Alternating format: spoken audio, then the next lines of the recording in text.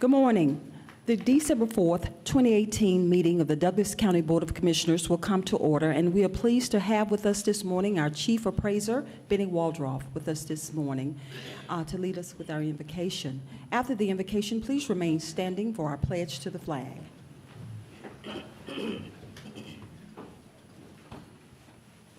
Let us pray. Almighty God, our Heavenly Father,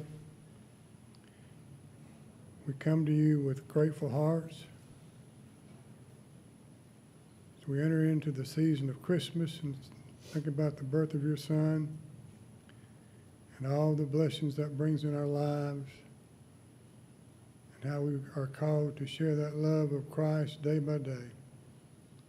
We're so thankful, dear Lord. We just pray a new birth of love, joy, and peace in each of our hearts. We remember all those this day that are hurting, dear Lord. Pray your comfort in their lives.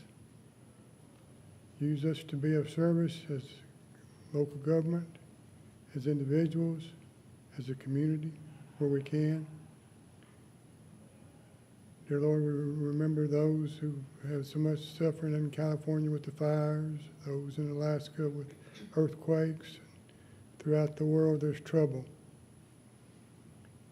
We pray your Spirit will move to heal and to help. And dear Lord, as we gather together in this Board of Commission meeting, we ask your blessings upon our commissioners. Give them wisdom, not only for this meeting, but for every decision they make for the county, for the people of Douglas County.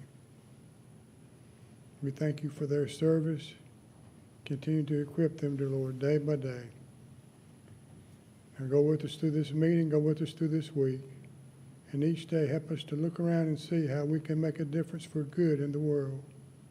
Empower us to do so. In the name of Jesus, amen. Amen. I pledge allegiance to the flag of the United States of America and to the republic for which it stands, one nation, under God, indivisible, with liberty and justice for all.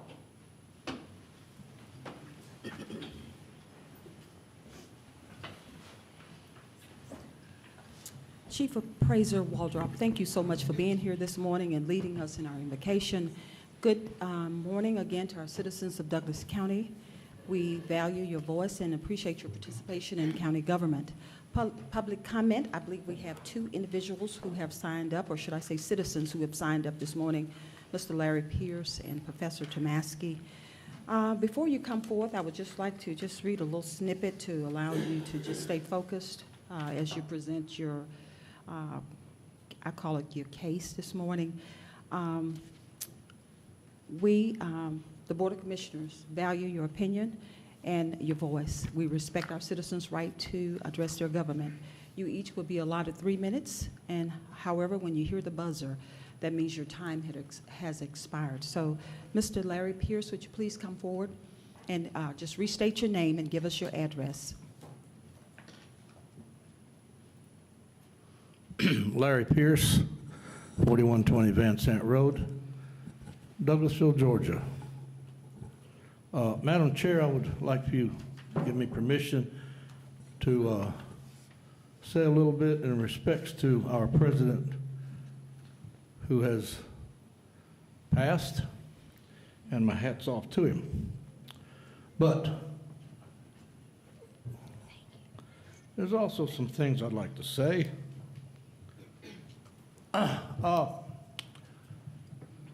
And I don't want this to count towards my 3 minutes because I definitely have something to say about the budget in the corner. But I think some of us, as we pledge allegiance to the flag. When I was pledging allegiance to the flag in elementary school and high school, there's not many people here can say that it only had 48 stars. Alaska became 49, and then shortly thereafter, Hawaii, while I was over there, became 50. And we celebrated it because it sounded really, kind of had a ring-a-ding to it, 50th state. There was a lot of songs made about it. But, you know, as we think about things in the past, the Civil War, 660,000 people died. Not long ago, probably 3 generations of grandmothers. But I can say, it's funny how things bother some people. Oh boy, just can't help it. But the morning of December 7th of 41, wasn't quite there yet. But my mother got up with a girlfriend, and she prepared to get into a 1937 Buick convertible to go over to Hickam, which any of you have been to Hawaii, there's only a base that separates Hickam from Pearl Harbor. And she went to pick up my dad that morning. Well, he made it out, and she went underneath an Army truck, and a piece of shrapnel landed by her. And thank goodness it landed by her, because I guess I wouldn't be here. I was a subject the following November.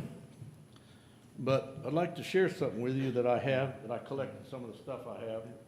This is a real newspaper that ended World War II. It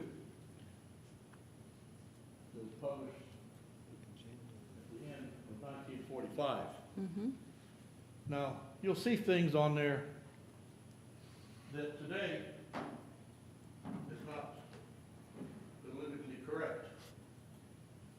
In Hawaii, there was a Japanese senator, an American senator, that got in deep trouble when he used the word Japs in an announcement. So there's things that are forgiven through the years, and it has been forgiven. But at the time that it occurred, America was not a strong power. Hitler came to power. Only country in the world that fought over here on the Atlantic and then fought over here in the Pacific. Mr. Pierce. And Yamamoto, I'd like to say this, Okay.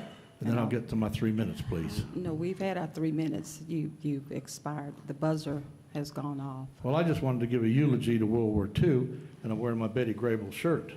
And what I'll do, I will spend some time with you after the meeting, and you can come to my office and share your concerns about the budget. You've expired. Your 3 minutes have expired. So continue. Just wrap it up. It's a great history lesson. I'm listening. Okay. Thank you. One day I'm going to get a whole lot of time. And maybe it'll be at my eulogy. I don't know. But anyway, the budget for the coroner is going to keep climbing. And as I said yesterday, the justification for her doing her job, it says in the oath of office, it says the coroner shall do the job unless she is not available. And it's a law. I didn't make it up. It's a law. Okay. Unless available means unless not available. And then a deputy will go out there. Now, the deputies are making more than her. And the budget keeps going up and up and up. Now, Mr. Pierce. I want to change one position. Mr. Pierce, you're finished. Please wrap it up. You've exceeded. Now you're at 5 minutes. Can I make one more statement? Just one sentence and let's close out. I have changed my position Yes, sir. about the cooler. Okay. I am in favor of keeping the cooler, Okay. but not where it's at. Okay. Let's put it in the old fire station, because I've given it some thought and discussed it with my board of directors at Martin's. Okay. Thank you. Thank you so much, Mr. Pierce. We appreciate your contribution, and we'll take this matter under advisement. Professor Tomasky, if you could come forward and just give us your address, please. restate your name and give us your address. John Tomasky, 6000 Stewart Parkway. Good morning to all. Good morning. I will continue from my remarks yesterday, since it occurred to me that probably the better delivered within the same medium as yesterday. At the November 15th meeting on the budget, I had mentioned that there were remarks made, substantive remarks made by a couple of individuals. One, the county attorney emphasized the need for comity. That is behavior that recognizes that we are a community, and although we may have our own roles and our own functions, that there's a need to serve the Commonwealth. And specifically, as I've pointed out, there is an embedded conflict in the way state law has established county governance, where the purse strings are controlled by the Board of Commissioners collectively, but on the other hand, constitutional officers especially, as well as other elected officials, but especially the constitutional officers, are in violation of constitutional law if they don't perform adequately, and they have no way directly to secure for themselves the resources they need to function. They are at the mercy of the Board of Commissioners, and the purse strings historically have often been used for other than fiduciary reasons, empire building or rivalries among politicians or whatever. And there is a substantial body of case law, as I'd mentioned earlier, where generally the Georgia Supreme Court will uphold the constitutional officer in these matters. However, since the general public is not familiar with all of this background, and they're too busy with their own lives, when they see lawsuits within the government, it's a pox on both your houses. So pragmatically and also ethically, there is a need for the comity that the county attorney has suggested, and which I've also implied myself in earlier remarks. So I just wanted to remind folks about that. And also at that meeting, when the discussion got to the Economic Development Authority, it was generally recognized that we need people on the boards who actually have relevant experience and knowledge. And as the board member put it at that point, not just appoint our friends to boards to look to qualifications. And apparently, the Board of Commissioners has moved in that direction. So just recognizing those remarks that were made in that context. If there are no other questions, I'm done. Thank you so much, Professor Tomasky. And thank you. Appreciate your contribution to county government, and we'll take your matter under advisement as well. Next, Board of Commissioners, we have the approval of the minutes. Board of Commissioners, you have the commission meeting minutes of November 20th, 2018, work session minutes of November 20th, 2018, the executive session minutes of November 15th and November 19th of 2018, and the budget meeting minutes of November 14th and November 15th, 2018. Are there any corrections, additions, or deletions that need to be made? No, ma'am. No, ma'am. Being none, the minutes stand approved as presented. Tab number 5, next we have a public hearing. The public hearing will, Jennifer Hallman will start the public hearing off by giving us some detail related to our 2019 proposed budget.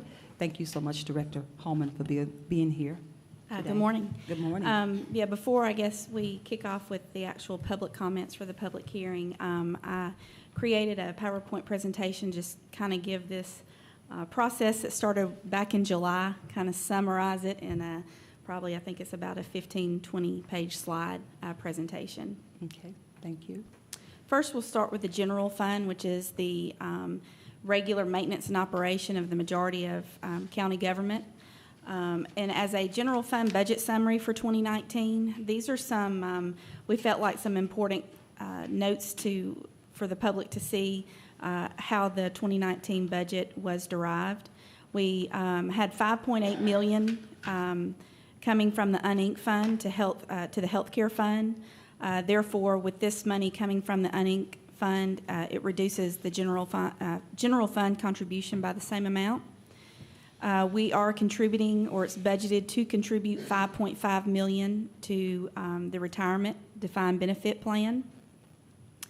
$4.5 million is being rolled over from the 2018 budget savings, and we'll kind of go over that in a little bit detail in some future slides. It's going to be rolled over to the 2019 budget. $1.2 million is included right now in the proposed budget, which is a 2.5% COLA and a 2.5% merit increase mid-year for employees. $660,000, we're using some of the Fire and EMS's fund balance to cover some of their 2019 expenditures. There is $500,000 in the contingency general appropriations budget. We are assuming that the $400,000 match from the LMIG that's required would be funded from the SPLOST, so it's not included in the general fund. And also $169,000 is included in the general fund for the phase 2 of the salary study, which increases, or it's around 71 employees to the minimum salary as suggested by our outside consultants. On the revenue side, the only thing that changed from the budget retreat was the property tax revenues. We went from a 1% new growth in the digest to a 1.5%, which we feel is sustainable. We had just over 1.5% this year. The prior year we did have 5.5%, so we're not stretching it out to 5.5%. We're still being conservative and saying 1.5%. And of course, we kept our collection rate at 96%. Also, there's no increase to the millage rate in this budget. So going over some of the numbers for the 2019 budget, as you can see, our revenues for 2019, the general fund, are just over $84 million. And then what we're rolling over, the 4.5 that I had mentioned from the prior slide, you can see what makes that up.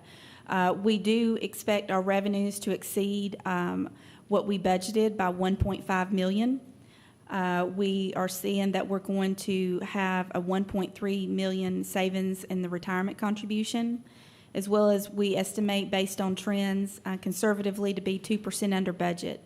So those three items are the 4.5 that's rolling over from 2018 that we were expected to spend, did not, so we're rolling those over to 2019. So our total revenues and other funding sources is $88.6 million.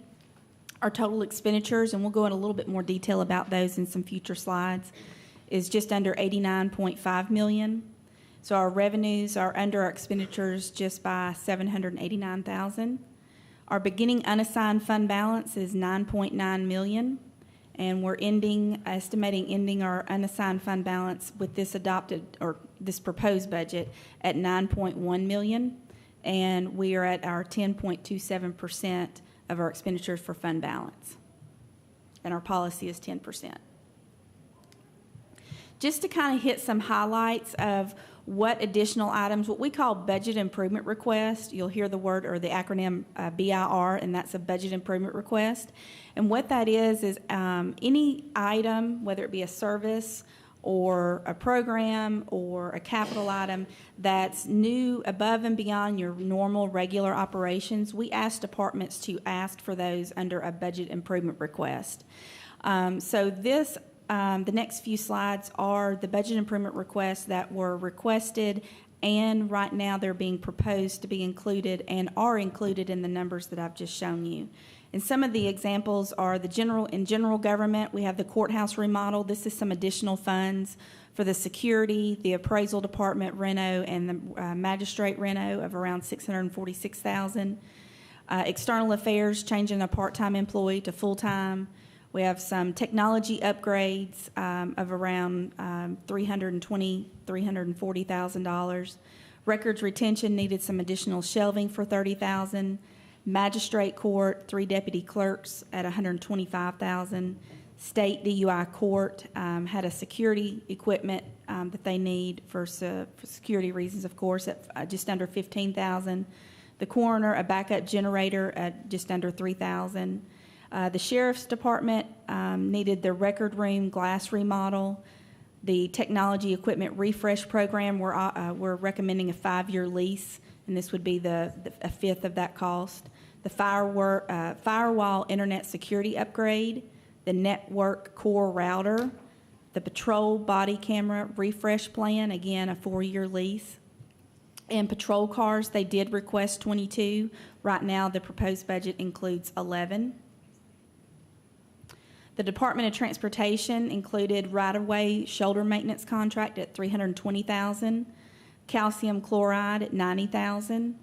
You had senior services, which is not the senior center, but the Meals on Wheels, Richard Hagen's program that gets funded through some of the Atlanta Regional Commission. He actually was able to obtain some additional revenue to cover these that I'm listing right here, which are 4 Ford Escapes, a part-time driver for the home-delivered meals, a services aide, and a full-time driver for non-emergency medical transport. The library needed an updated phone system at both the Douglas County and Lithia Springs library. The Parks and Recreation has the development of Pumpkin Town Road. Then you have the rideshare, or what we're now calling the Connect Douglas. These are also, I think, with the exception of the last one, are funded with an 80-20 grant from the FTA or the federal government. The cost that you see here is the 100% cost, knowing that 80% is in the revenue and then 20% is the county match, which was 6 additional fixed route cutaways, 10 replacement vans, 8 benches for bus stops, 4 shelters for bus stops, 2 trash receptacles for bus stops, 4 cameras for the senior citizen cutaways, and then the compliance officer needed for the program as well, and that's not covered by the grant.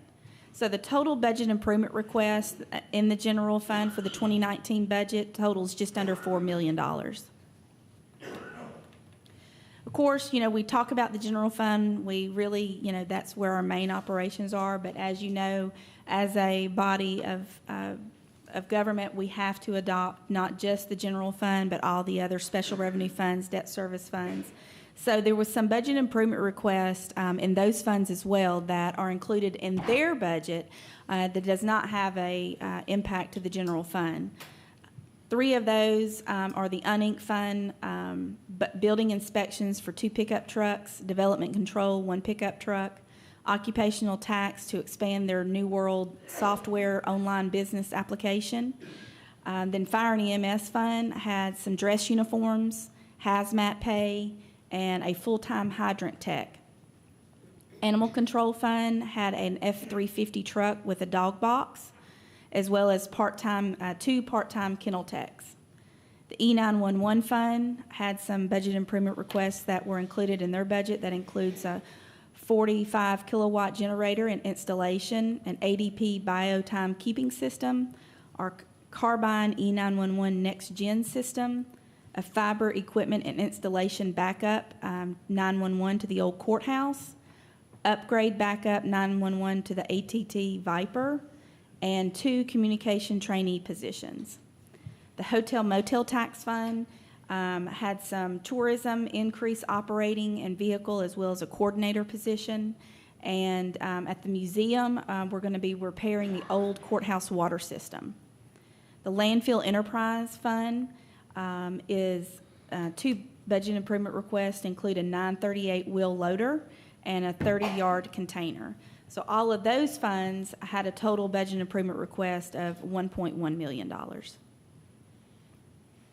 So in the budget summary, we'll kind of talk about the general fund. Here's your revenue and our revenue categories that we talk about.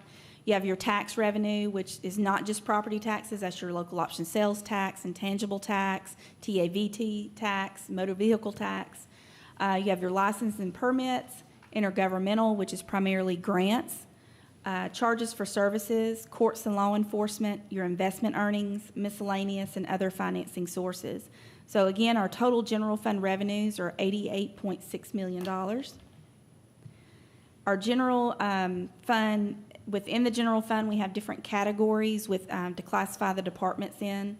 One of those categories is your general government. The best way to explain that, that's just primarily your administrative departments that include from Board of Commissioners, communications, finance, purchasing, printing, records retention, tax assessor, tax commissioner, tax equalization board. That is what the numbers you see on the screen is what's being proposed for their 2019 budget. And if they had a budget improvement request, those numbers are included in the numbers that you see on the screen. The total general fund or general government is just under $21 million. Then we have the judicial function, which includes all the judicial side from clerk of superior court, juvenile court, magistrate, probate, public defender, DA, superior court, and all your different state courts as well as accountability courts. Total judicial is $15.5 million. Public safety includes your coroner, emergency management, sheriff detention, and sheriff enforcement. Does not include your fire and EMS because remember that's a separate fund. They're no longer in the general fund, so your total public safety right now is $34.2 million. Your public works is your DOT admin, maintenance and construction and traffic operations, fleet management and motor pool. Total public works is presented as proposed at $5.9 million. Your health and welfare includes your Board of Health, your Boys and Girls Club, Community Service Board, Public Welfare, Family and Children's Services, and Senior Citizen Services. Your health and welfare total is being proposed at $2.1 million. Then you have your Parks, Recreation, and Culture, which is your Douglas County Library, Parks and Recreation, Aquatic Center, and Senior Center, total of $5.8 million. Last but not least, you have your Planning and Community Development, which includes your Cooperative Extension Department, Economic Development, GIS, or Geographic Information Systems, your Rideshare / Connect Douglas, and your Share House allotment that totals $4.6 million. So total general fund budget of $89.4 million. Again, the special revenue funds, we kind of went over some of the ones that had budget improvement requests, but there are some that are self-sustaining that did not have budget improvement requests that are listed here, and they total $27.5 million. That includes your animal control services, your district attorney forfeiture account, your drug abuse treatment and education, which is your DATE fund, your E911, fire protection and EMS, hotel motel, law library, the neighborhood stabilization program, the sheriff asset forfeiture, sheriff inmate commissary, and sheriff other programs, the sidewalk fund, the uninked fund, and the victim assistance fund. The capital projects fund, we did budget the 2016 SPLOST budget as a capital project, so the only thing that's budgeted from year to year is the transfer out to the debt service fund to cover for the debt service payment and the 2016 SPLOST debt service fund. That's why those amounts are identical. The money goes into the SPLOST account and then back out to fund the debt service. Then you have your enterprise fund at $2.6 million. And last but not least is your internal service fund. We are self-insured for both health care and workers' comp, and those total $16.3 million. So when you take the general fund, the special revenue fund, your capital, debt service, enterprise, and internal service funds, you have a total proposed 2019 budget of $170,530,815. We are going to do something, or it's being proposed that we do something that started last year at Madam Chair's request, is revisiting some of the 2019 budget improvement requests that may not make the cut by the time this budget's adopted. While the budget, we feel, includes some budget improvement requests, the BOC will revisit the remaining ones around the end of March when we do a final closeout. Our fiscal year is a calendar year, so our year ends in December. We have about 2.5 months that we close out the books, so we see how we end. This will allow us to officially close the year, and although we feel comfortable with our numbers, we feel like that now when we close out in the month of March that we'll know exactly how the general fund performed, and we can adjust to those changes and look at budget improvement requests at that time. So 2019 budget, it continues to provide the excellent services to the citizens. It addresses the Phase 2 of the market study. It revisits the budget improvement request in March of 2019. It maintains a healthy fund balance reserve, and it also, there's no increase to the millage rate. And I believe that concludes my presentation, as well as after the budget retreat, up until last Thursday till 5, we took in any commissioners' comments, and I'm sure those will probably be discussed at that, and you should have those in front of you as well, or on your screen attached to the agenda. Thank you so much, Director Hallman. Now what I will do is I will open this public hearing to the public. This public hearing is now open to the public. Is there anyone who would like to speak in favor of this budget, or you have anything to say regarding the budget proposal? Is there anyone against this budget proposal? Please come forward.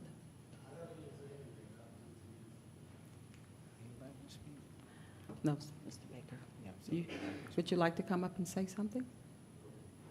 Okay.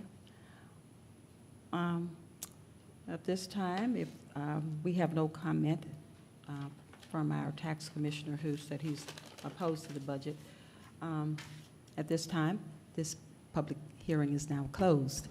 This is an opportunity next for our Board of Commissioners to weigh in and to discuss some of the things that they would like to see regarding this budget, as I have definitely proposed it and worked with our finance team, and the intent was to provide a balanced budget.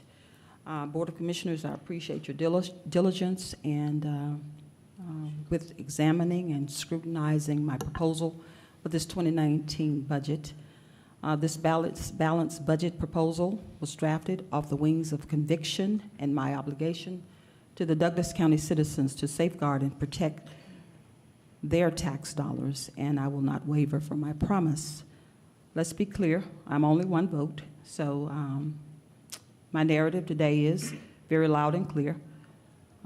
You've made it very clear on your last slide. I'm not in favor of raising taxes or increasing the millage rate, nor will I agree to dip below the 10% threshold of the fund balance. However, I don't want to speak anymore. I would like to allow my Board of Commissioners to weigh in and provide feedback regarding this proposal, this 2019 budget proposal. At this time, anyone want to speak? Commissioner Guider? Yes, and for some reason, this first, I've seen the comments. I don't understand, Commissioner Mitchell, earmark proceeds from sale of jail to complete the P&R Community Recreational Center SPLOSH project. We're taking money out of our general fund to finish a SPLOSH project. Yeah, that was the comment. I don't know if Commissioner Mitchell want to. I guess maybe I ought to address him. Yes, you do. All right. Could you please explain why you're doing that or suggesting that? The recommendation was suggested, and this is only a recommendation, that we take the $850 that we got from the sale of the jail to use it to complete, because the project for the community center was about $1.2 or so over, so that would be the additional cost to kind of complete the full community center versus what we are with now doing Plan 2. Yeah, Plan 2. So just a suggestion that I thought that money could be earmarked to that. That's what that was all about. Okay. From the sale of the old jail, by the way. Okay, I understand. Oh, okay. However, I think SPLOSH ought to fund SPLOSH projects. If it's over budget, maybe it needs to be cut, but I don't agree with taking $850,000 out of our general fund to build a bigger youth center in one district. So I just disagree with that. That's okay. That's your opinion. That's okay. Okay. Okay. But this is not firm yet.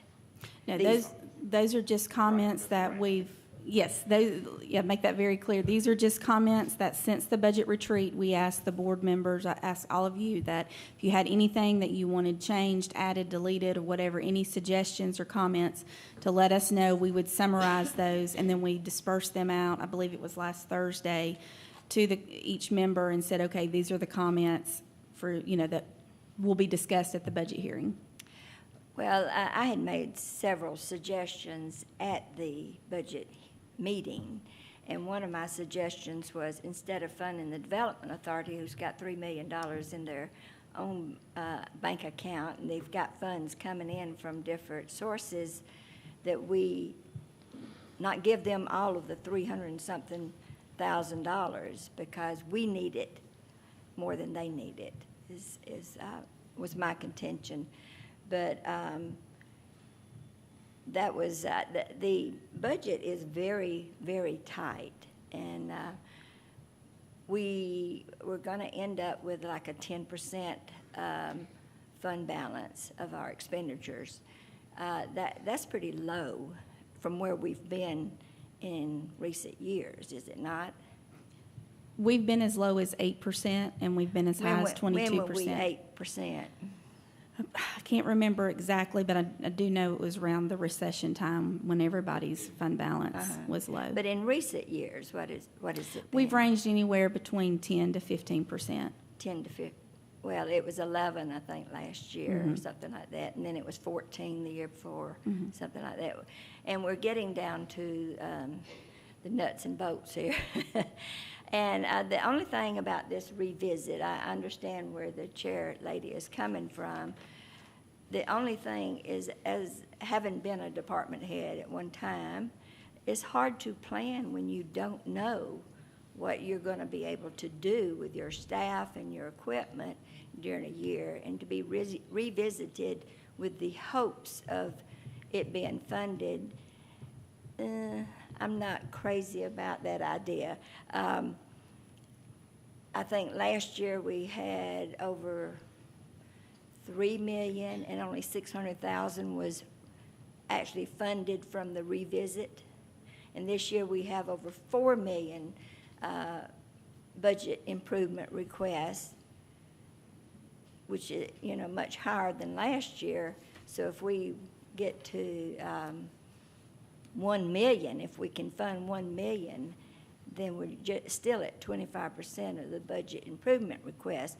Usually budget improvement requests are necessary equipment, necessary personnel, additional personnel because of the growth of the county. We're always talking about the growth of the county with some departments. Let's talk about all of the departments. And so we need to realize it puts a burden on our department heads and other elected officials when they can't plan ahead. So that kind of worries me. I'm not totally against this this budget at all, but it is bare minimum. We've got to curb our spending because we've got several new facilities that's going to be coming online in the future. One of it being the senior citizens complex down in Lithia Springs, and then the the youth center over there at Boundary Waters. And then we've got a fire department, station number 9 that we plan on building with SPLOSH funds. All of this requires additional funds, personnel, equipment, and it adds to the budget. Not to mention the buses, because it's going to add probably about $2 million to the budget after the grants run out. But we just need to watch our spending. We can't give everybody what they want, but we need to just set the priorities, and with that, I'll just yield back. Okay, thank you so much, Commissioner Guider. I just would like to respond to some of your concerns. Most of the personnel requisitions, or should I say requests, have been approved. We've approved more under this administration that I know that's been done in a long time. So a lot of those positions were approved and they're already baked into the budget. So I don't believe the remainder of the ones that we are visiting are related to full-time employment or position requests. And also, I just want to respond to your concern about the fund balance at 10%. Absolutely, you're correct. It was at 11%. But once again, my administration has suffered the consequences of inaccurate money management that occurred prior to my arrival in office. This year, our fund balance took a $1.3 million hit due to an error that was identified by our auditors that occurred with the Department of Transportation, and that was before our director, Miguel Valentin's arrival. I want to make that very clear to the public. So that $1.3 million had to come out that fund balance, and I took it gracefully. So that's why I'm just still laying on the edges of the 10%, but we had 11% into that 1.3 was deducted from the fund balance, so it hit the budget. So thankfully, we have exceeded revenue projections in several areas of the budget, which allowed opportunity for latitude, and that's why this proposal has come forth to the Board of Commissioners today.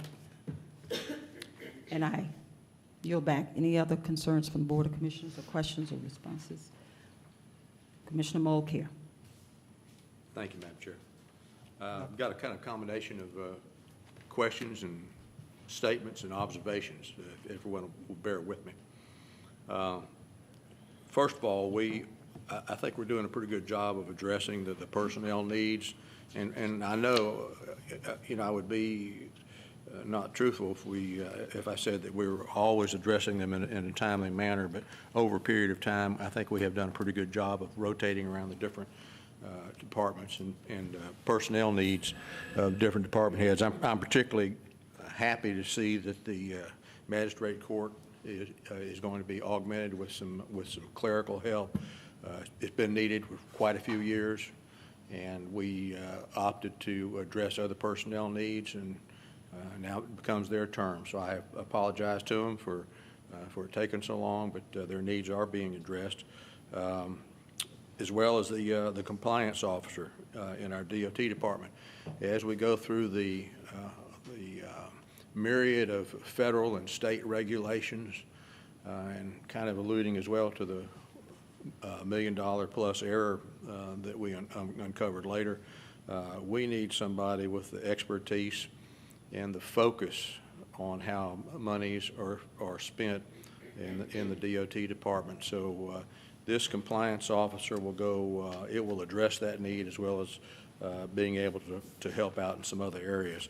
So I'm glad to see this compliance officer added, augmented to the DOT department. Let me get another statement. I am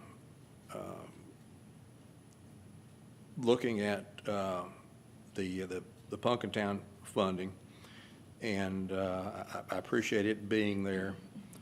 We expect this development of this park to be phased over 3 years.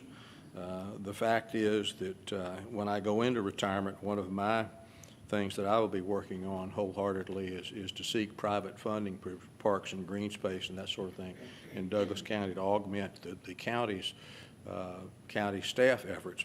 As a private citizen, I will help with that. We in fact have got a donation of a pavilion from Google that we can use here, so that's going to partially offset our budget needs for the Punkintown. I would just remark, and I know other commissioners have heard this many a time, the 3rd District doesn't have any passive recreation, and this will go a long way to addressing that need in the 3rd District. I'm going to go into a couple of questions. What is specifically, County Administrator, the water system requirements in the old courthouse? What's going on there? I know I've probably been told, but I don't recall. Yes, sir. So as you well know, the old courthouse is old.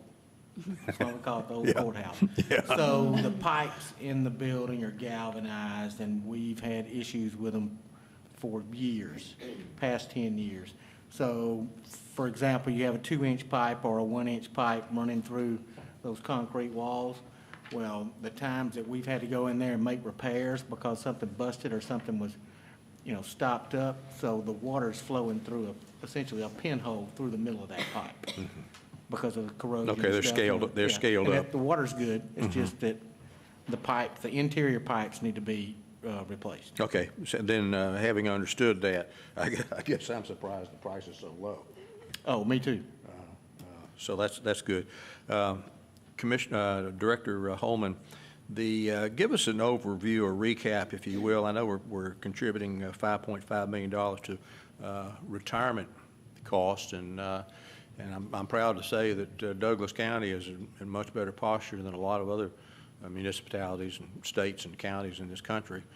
So this is not a panic move, but would you give us kind of an overview of the retirement? And then I also will ask you about health benefit liabilities. Sure. As you know, we have a defined benefit pension plan for the county, and that is administered through ACCG/GEBCOR. They do actuarial evaluations every year to determine what we need to contribute. As you know, last year, due to some actuarial assumptions and some GASB accounting changes, I had to come before y'all and ask for an additional $2.3 million to contribute to the retirement plan. This year, we were on target with what we budgeted versus what was required to contribute. But we do know that there's going to be some changes, actuarial assumptions that's going to hit in 2019. Therefore, that's why we put, like this year, we're only contributing, or we are contributing, the county's contributing around 4.2. But for next year, we budgeted 5.5. Our fund is healthy. GEBCOR send us our funding ratio, and our funding ratio is 76%. As they said, they have some funds, as Commissioner Mulcair alluded to, there are some counties that have funding ratios of 30% and 25%. We're still in the zone that GEBCOR likes to see. Of course, they always want us to be higher or be at the 125% mark that they suggest. But they also understand that during the recession and everything, counties were hit pretty hard with tax digest and ever-growing cost of health care and just regular maintenance and operation expenditures. So we're healthy in that fund. We're actually budgeting the 5.5. We won't know the exact required contribution we'll need to make until around mid-year next year, but we feel like that because of the move that y'all made last year and because we're budgeting more than what we put into it this year, that we should be fine. So the defined benefit plan is healthy and is strong. Okay. And then our health care for our employees. Healthcare fund, as you know, we had a deficit for several years, and that deficit kind of continued to grow. We were paying claims. It wasn't that claims were not being paid. It was just money owed back to the general fund for those claims. We met with our auditors, and they suggested or they required that we come up with a 3-year plan to reduce and eliminate that deficit. I'm happy to say that for 2018, the Board of Commissioners approved a $1.3 million contribution to that deficit of around $4 million, just under $4 million. This year, our claims are running, we were getting a little excited, but we know it was earlier on. We were running around 12 to 15% below the target or the budget. We did have in October and November some higher claims than what we had been getting in the 10 months prior. We are keeping an eye on that, but we are still, even with those claims coming in, we're running anywhere between 5 to 7% under budget. So we feel like that savings from that fund will also help reduce that deficit, and it should be completely gone by 2020. All right, and certainly actions of the Employee Benefit Committee making decisions in cooperation with our consultant, and certainly Finance has modified our plan, which is still I call it a platinum Cadillac plan. I don't think that's a correct technical term, but some of the decisions that committee has made has also postured us Absolutely. to get it in a more healthy state. Because that's one thing that we say with any of our benefits, but particularly these two, the defined benefit and the health care, because they are such large costs to our budget, we want them to be good plans, Cadillac plans, but they have to be sustainable. If they're not sustainable for the long run, then you're really not doing the employees any favors. Yeah, and we never lose sight that it's, while there are individual participation in the premiums and so forth, this is a taxpayer-funded Yes, health plan for Absolutely. county employees. Then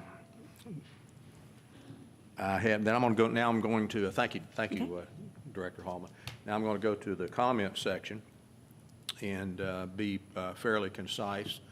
And I had this discussion with Vice Chairman Robinson relating to monies coming out of the Capital Transportation Fund for the senior voucher program expansion. And I told him that I was concerned.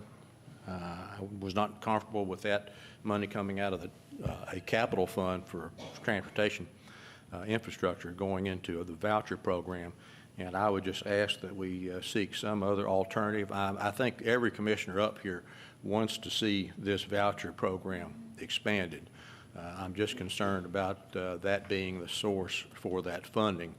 And then lastly, the suggested funding of the gold level for the recreation center. That too, the Parks and Recreation Committee did recommend I guess now we'll call it the silver. Yes. Instead of the Plan 2, we'll call it the silver, since this is the gold level. I would like us, I have no huge resistance to that. It's just that the recommendation was for the silver level from the Parks and Recreation Committee. I think we have to largely respect that committee's opinion. But at the same time, I would like to see the best for our citizens. So my suggestion would be that be subject, that reallocation of money from the sale of the jail property from the city, that be given perhaps in consideration at the March review by the chairman. That's what I would recommend on that particular one. And I think I've checked my list here. I think just a comment, again, relative to the budget, because we're talking about potential, future capital spending and so forth. And we really need a library in the southeastern part of the county. Okay? I yield with that. Thank you. Okay, thank you so much, Commissioner Beaucaire. Any other comments, Commissioner Mitchell?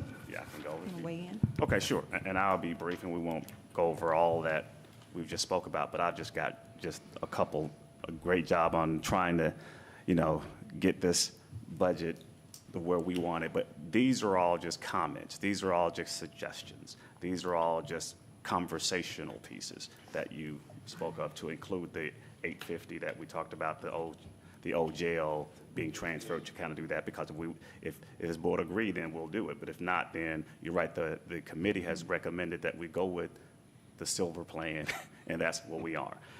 The other part of this is the courthouse security.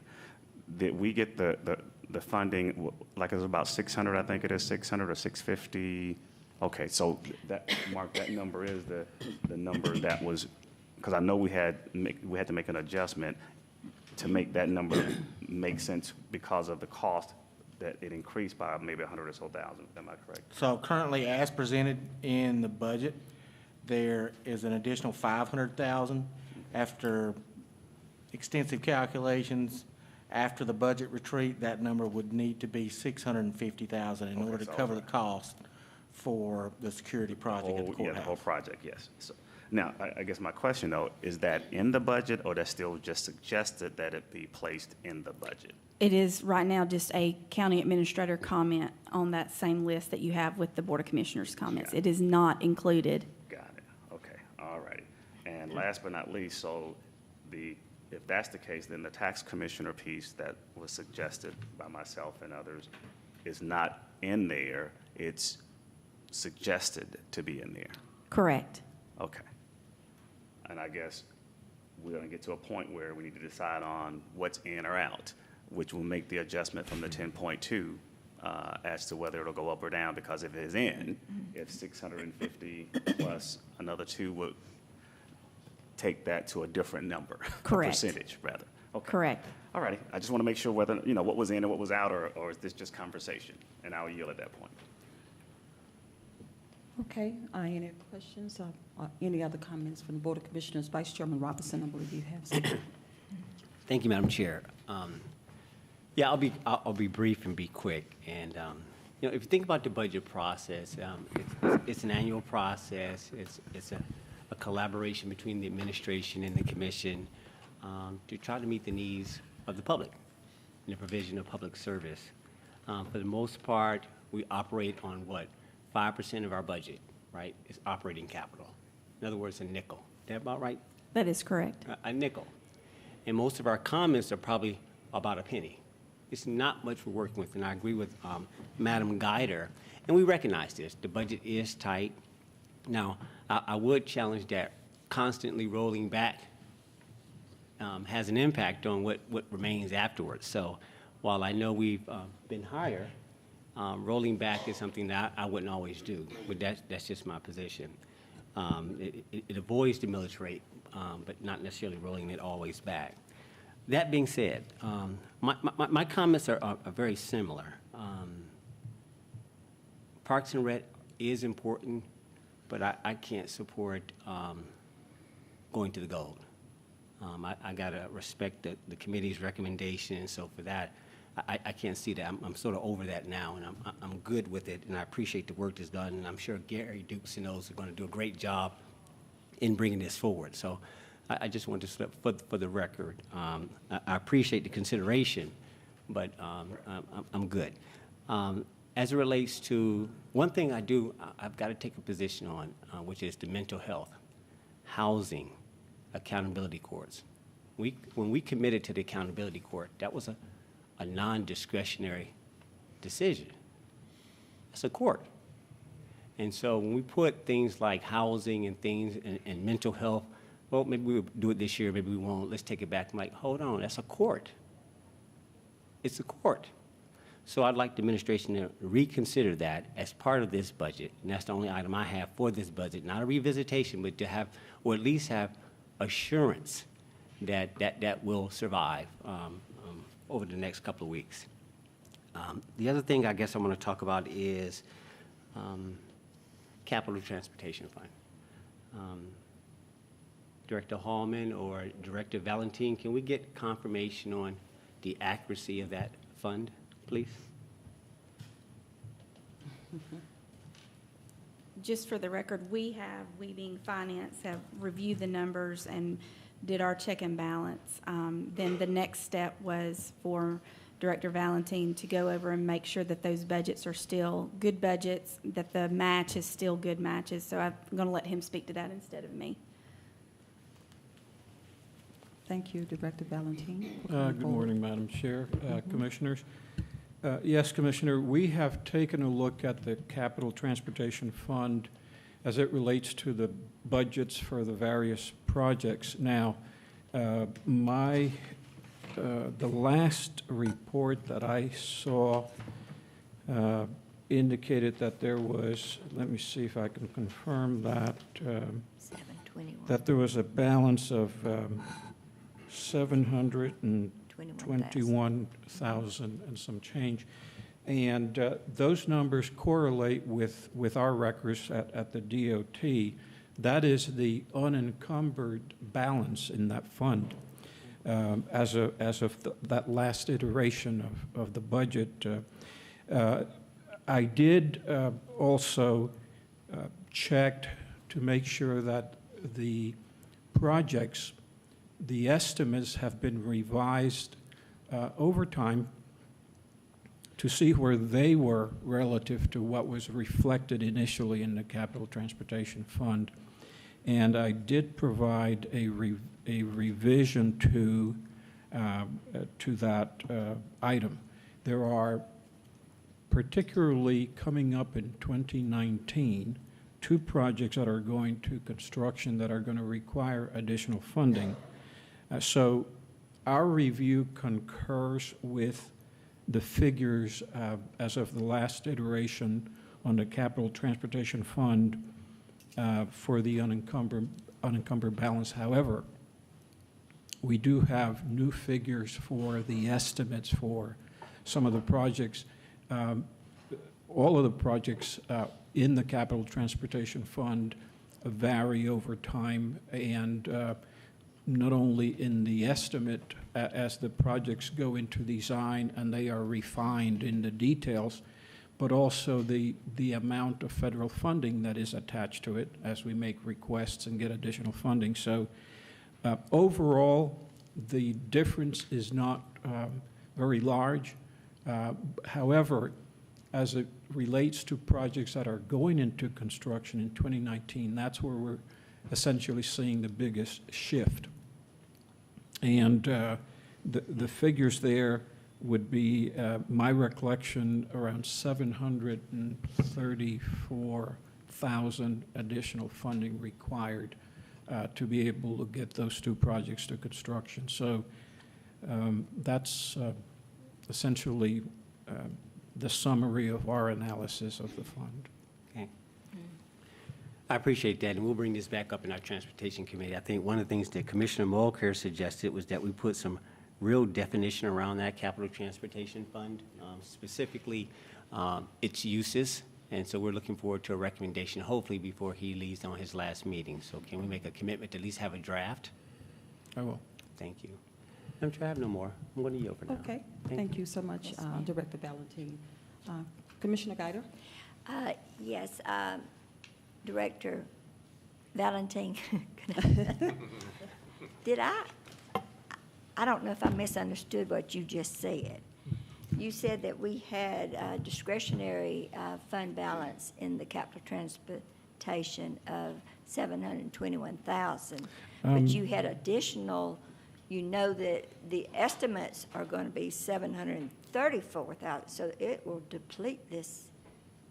If all of the funding to supplement the budgets on those two projects comes from the Capital Transportation Fund, it would deplete that amount, yes. Ooh, that's kind of scary.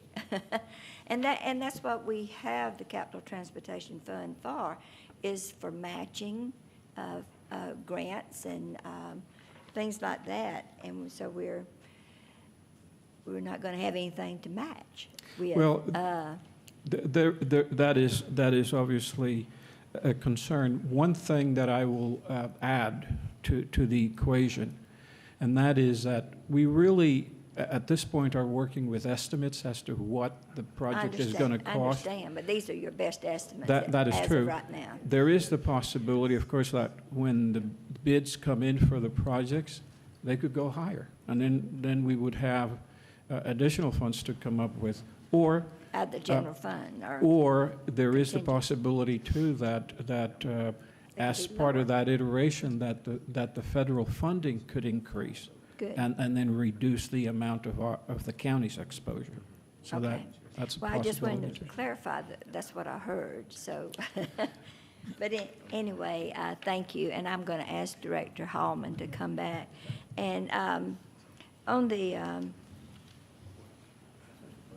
general fund that you have here, could you explain miscellaneous revenues, 4.7 million? Could you break that down? Yes. It's on, Yes, 4.7. I would say around 4.5 of that is going to be the revenue that we're rolling over not the revenue, the amount that we're rolling over from the prior year that we're not using. this is estimated though. Is this, is that right? Because you don't know until you close the books at the end of February exactly what you're going to be rolling over. But this is your best estimate. Yes, ma'am. And conservative. We feel comfortable with this estimate. I think you're using about a 2% revenue that's not going to be used.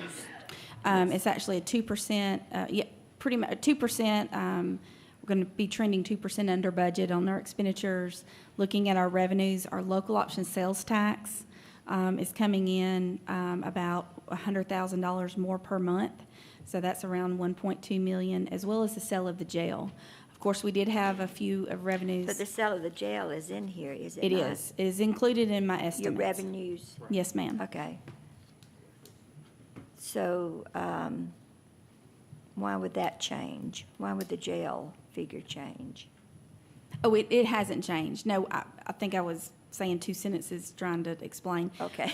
All right, the savings is, or the 4.5 that we're rolling is, one is that we budgeted around 5.5 in the retirement, but because of the required contribution is only 4.2, we're saving $1.3 million in that. Plus, the revenues are going to be coming in around $1.5 million, $1.2 million more than the prior year, than what we budgeted. And that is because SPLOST is coming in strong, as well as the sale of the jail. Well, the splosh is, Not SPLOST, the LOST, I'm sorry. Okay, I was I'm gonna sorry. say that. I got to get my That's head on straight. The dedicated. local option sales tax is coming in stronger than what we projected. okay, and that's about a 100,000 per month addition. Okay, and on this sheet, you've got the revenues, and then you've got the breakdown of those, the budgets, but it's different.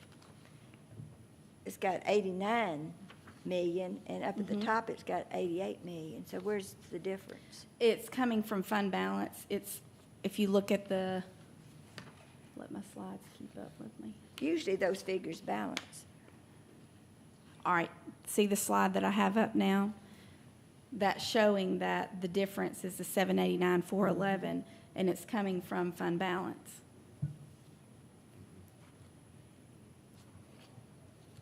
I'm sorry, you've lost me. Are you saying it should be in the revenues?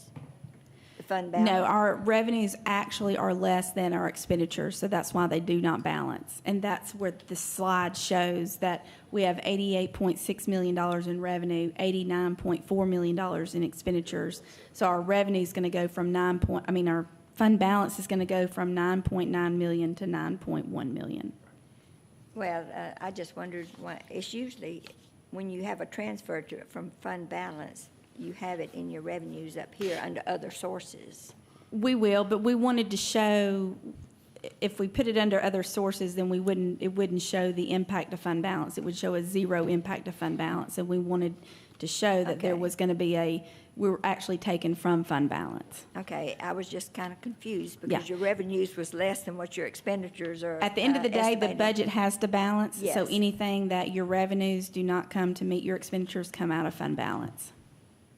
Okay, but those were the questions I needed to answer. Okay. Thank you. I yield back. Thank you so much, Commissioner Guyton. Board of Commissioners, I appreciate you weighing in. We have 2 weeks to continue to evaluate your concerns and your recommendations. And also, I had an opportunity to meet with our tax commissioner, and I know Commissioner Mitchell had recommended a few things, and we've had some dialogue, and we'll be meeting with the tax commissioner as well, again, to just share. He enlightened me on a few things. One of his requests really wasn't the total amount, because he had 3 positions that he wanted to move into a full-time positions, which really will not have that significant impact that we thought initially, but also his discretionary funding that he has requested is tied to some things that are beneficial to, that will benefit the tax commissioner's office, and also this, Douglas County at large. With regard, I didn't realize a lot of his staff is still using books, bookkeeping, the process, those old big green books, which is very antiquated, and there's an opportunity for us to advance our technology. And also, he will be the test beta site for the state of Georgia for this new project that's coming up that's required for tax commissioners' offices. So that discretionary fund, at first we had some conversation, and I'm very comfortable with that. So we'll go into detail, but I just wanted to let you know that certainly want to advance technology all over, not in just one specific area. I know we looked at human resources last year, and I'm so happy that our citizens can apply for jobs even from Japan if they needed to, and we want to definitely advance our tax commission office as well, okay? With that being said, thank you, Board of Commissioners, and we will reconvene, well, we'll discuss this next week and determine whether this budget goes forward. We'll move next to our consent agenda. All items under the consent agenda are, thank you so much, Director Hallman, I'm so sorry. All items under the consent agenda are subject to final legal review. Tab number 6, authorization to approve a contract with Ashley Rogers for the Assistant Juvenile Public Defendant position and authorize the chairman to sign all related documents. Tab number 7, authorization to approve a contract with Titbit LLC for the Family Journal program at a total cost of $12,000 and authorize the chairman to sign all related documents. Tab number 8, authorization to accept a 2-year grant from the National Quality Improvement Center of Collaborative Community Court Teams in conjunction with the Georgia Administrative Office of the Court to provide a cell phone for the Safe Care Coordinator for the Baby Steps Recovery Program, amend the budget, and authorize the chairman to sign all related documents. Tab number 9, authorization to apply for right-of-way easement for the construction of power pole for Fire Station number 3, located in Kilroy Lane, renovations, and authorize the chairman to sign all related documents. Tab number 10, authorization to submit the 2019 LMIG application with the approved road resurfacing list to GDOT and authorize the chairman to sign all related documents. Tab number 11, authorization to advertise for bids for the Whitestone Boulevard Culvert Replacement Project. Tab number 12, authorization to grant a right-of-way easement to Greystone Power to access the new Boundary Waters Concession Building and authorize the chairman to sign all related documents. And tab number 13, authorization to approve a car allowance agreement for Katrina Harden, Chief Assistant Solicitor, and authorize the chairman to sign all related documents. Board of Commissioners, you have heard the consent agenda. Do we have a motion to approve? So moved. We have a motion and a second. Any discussion about any particular item on this, located in this consent agenda? Commissioner Guyder. I bet everybody knows what I'm going to talk about. Number 11, the authorization to advertise for bids for the Whitestone Boulevard culvert. This is a bridge that was washed out in 2009 when we had the floods, and that subdivision has literally been cut in half all of these years. It's caused their property values to decline tremendously, and it has also been a safety hazard for the fire department. They don't know which entrance to go into to get to a certain house. So it's long awaited for. I'm proud that it's being done. I think we ought to have a party when it's done. And I know that the people out there in this subdivision, very nice subdivision that has not been built out, this will allow the build out of that subdivision, and there are very nice homes out there. And I know they will be ecstatic when they actually see somebody working out there. So I yield back.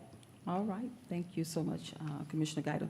Commissioner, about how many homes, new homes will be built? I think there's about 200. 200, that's great. 155 Okay. that will be built. There's not but about 15 out there right now, I think. But a lot of people, they're separated from their amenities. They can't go to the pool without going out on Highway 5 and going about a mile around the road to get to the pool. So their property values is greatly decreased because of this. And this will bring their values up. So, Very thank you. good move. Thank you so much, Commissioner Guyder. Any other comments Thank from the you. Board of Commissioners? All right, with that being said, we'll move forward. We have a motion and a second. Please cast your votes.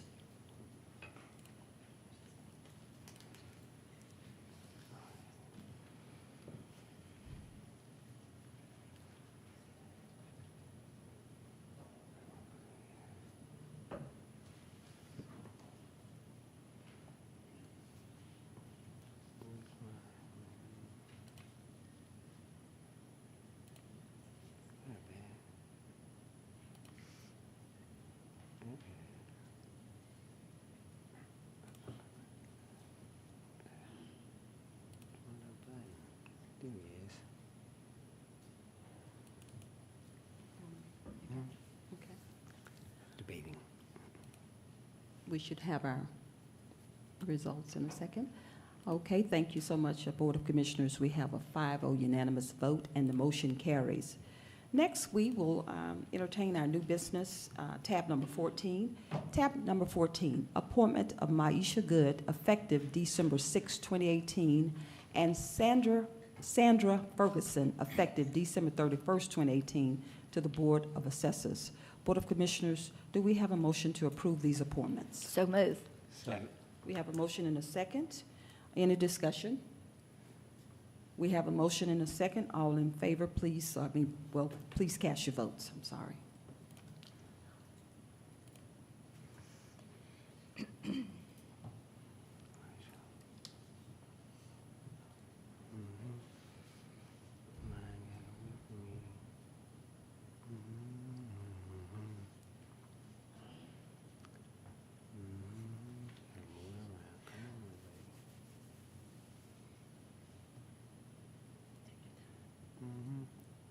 It's coming.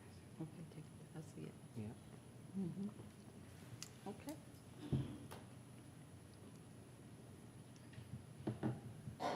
We have a 5-0 unanimous vote, and the motion carries. Tab number 15, we have an appointment of Sylvia Wafer to the Board of Elections and Registration effective January 1st, 2019. Board of Commissioners, do we have a motion to approve? So moved. Second. We have a motion and a second. Any discussion? We have a motion and a second. Please cast your votes.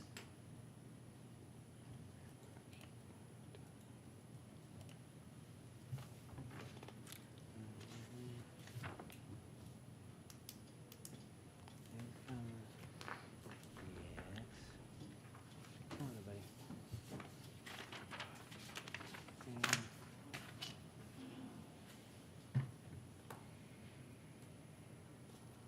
We have a 5-0 unanimous vote, and the motion carries. Thank you. We'll move next to our announcements. I will ask our Director of Communications, Mr. Rick Martin, to come forward and read these announcements. And then also I will ask my commissioners if they have their own, any individual announcements after you finish, Director. Thank you. Good morning, Chairman Jones. Good morning. And members of the Board of Commissioners and staff. Number of announcements we have. We want to remind voters today's the general election runoff that's happening from the hours of 7 a.m. to 7 p.m. We're encouraging all registered voters to go to his or her assigned precinct. No further voting is here at the courthouse. The other event that's underway, the 20th annual Christmas concerts at the courthouse, underway through December 19th, through Wednesday, December 19th. The concerts began on November 28th. We've had 24 groups from schools that have registered that are singing between the hours of 12:15 and 12:45. Schedules of the groups and the specific schools that are participating can be found on our website, celebratedouglascounty.com, and DCTV 23. We are broadcasting the concerts live throughout, and recorded versions of the concerts are available on our various platforms, county platforms. Connect Douglas is hosting a series of community open houses for members of the public to learn about the proposed fixed bus routes. This is done in partnership with each of you guys, the commissioners. On Wednesday, December 5th, District 1 Commissioner Mitchell is holding his between 5:30 and 7:30 at Blue Arts Bistro on West Broad Street in Douglasville. On Tuesday, December 11th, 5:30 to 7:30 is when District 3 Commissioner Mulcair will be having his at Shepherd of the Hills Methodist Church on Chapel Hill Road, 4283. On Wednesday, December 12th, District 2 Commissioner Robinson between 5:30 and 7:30 will be his at Deer Lake Park Recreation Center, 2105 Mack Road. And on Thursday, December 13th, from 6 p.m. to 8 p.m., District 4 Commissioner Guider will be having hers at Dog River Public Library, 6100 Highway 5 in Douglasville. This is a reminder to all citizens. They can come in at any time. There's not a formal presentation. They'll be able to hear the latest information regarding the bus routes. Last and not least, the Douglas County Citizens Academy, Alumni Association, and the Douglas County Youth Commission will be hosting a canned food and blanket drive. Donations can be dropped off right here at the courthouse. There are going to be donation bins available on the second floor atrium until December 14th. Again, until December 14th. Donations will benefit the pantry and the Douglas County Homeless Coalition. Thank you. Thank you so much, Director Martin. We appreciate your Yes, ma'am. rendition of this, announcements. Board of Commissioners, do you have any specific announcements? Commissioner Guider, that you would like to share? Yes, I just want to make the comment that my meeting on December the 13th will also be my town hall, and it will, the subject will be the 2019 budget, and the public is, of course, welcome, but, and I'll be sending my newsletter out to remind everybody. Thank you. Okay, thank you so much, Commissioner Guider. Any other comment or from the Board of Commissioners? Okay, with that being said, if there are no other discussions at this time, this meeting is adjourned.